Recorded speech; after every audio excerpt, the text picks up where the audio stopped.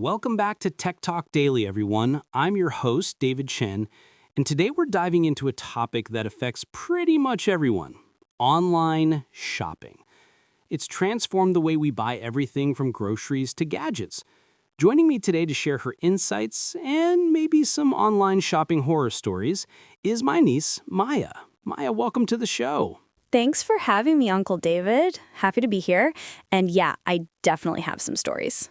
I can imagine. So, Maya, you're basically the prime demographic for online shopping. You grew up with it. How would you describe your relationship with online shopping? Is it love, hate, a complicated mix of both? Laughs. It's mostly love, I think. It's just so convenient. I mean, think about it. I can be sitting in my pajamas at 2 a.m., decide I need a new book, and boom, it's ordered. No driving, no crowds, no dealing with store hours. The pajama factor is a big draw, I agree. But convenience aside, what are some of the things you really appreciate about online shopping? Definitely the selection. Like, if I'm looking for something specific, like a certain brand of vegan makeup, I can find it online. Way easier than driving around to a bunch of different stores. And the reviews. Reading what other people thought about a product before I buy it is super helpful.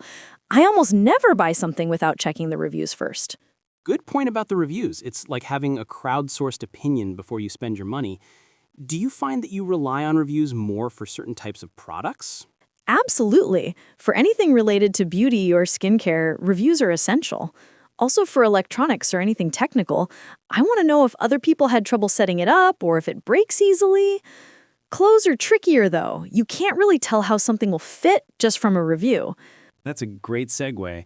What about the downsides? Let's talk about the things that frustrate you about online shopping. Shipping costs. Seriously, sometimes the shipping is more expensive than the actual item I'm buying. And then there's the waiting. I'm so used to instant gratification that waiting for something to be delivered feels like forever. Especially when the tracking says out for delivery and it still doesn't show up. The tracking game is real. I think we've all been there, glued to the tracking map, watching the little truck icon inch closer. What about returns? Are they a hassle? Returns can be a nightmare. Some companies make it really easy, but others... I bought a dress online once, and it looked completely different in person. The color was off, the fabric was cheap, and it just didn't fit right. Trying to return it was like pulling teeth. I had to pay for return shipping, and then they tried to charge me a restocking fee. That's terrible. So, how do you avoid those kinds of situations? Do you have any strategies for smart online shopping? Definitely. First, I always check the return policy before I buy anything. If it's complicated or expensive, I'm less likely to buy it. Second, I try to buy from reputable websites. I'll pay a little more to buy from a store I trust than risk getting scammed on some shady website. And third, I always read the fine print, especially the product description. Sometimes the pictures are misleading, but the description will tell you the actual size, material, and other important details. Solid advice. What about the ethical considerations? Are you concerned about things like fast fashion and the environmental impact of all those deliveries? Yeah, definitely. It's something I think about a lot. I try to buy from companies that are transparent about their manufacturing processes and that use sustainable materials. It's not always easy, and it's often more expensive, but I think it's important to support businesses that are trying to do the right thing. I also try to avoid buying things I don't really need. Just because something is on sale doesn't mean I have to buy it. That's a great point. It's easy to get caught up in the deals and discounts. Do you ever feel pressured to buy things online because of social media, like seeing influencers promoting products? Oh, all the time. Instagram is basically one giant shopping ad. I try to be aware of when I'm being influenced and ask myself if I really want something or if I just want it because someone else told me to. I've definitely bought things in the past just because I saw someone else wearing them, and I usually regret it. That makes sense. So let's talk about the future of online shopping. Where do you see it going in the next few years? I think it's going to become even more personalized. We're already seeing AI-powered recommendations, but I think that's just the beginning. I can imagine a future where online stores know exactly what I want before I even know it myself. Maybe even virtual try-on experiences that are super realistic. I also think we'll see more emphasis on sustainability and ethical sourcing.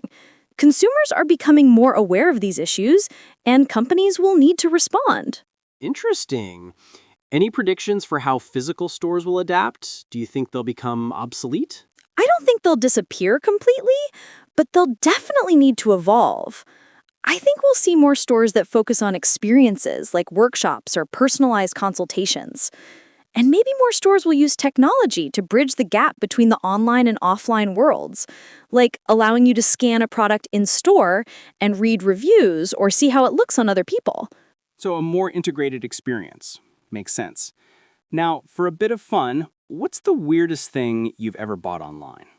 Okay, don't judge me, but I once bought a giant inflatable unicorn sprinkler.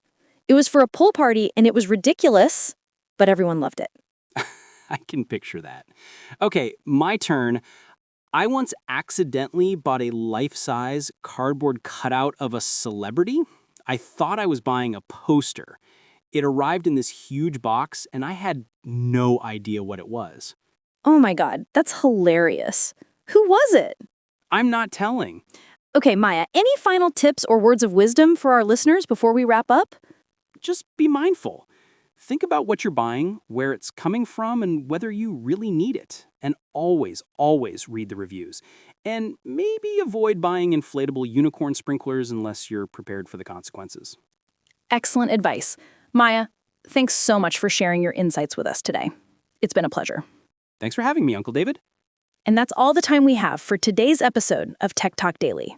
Join us next time as we explore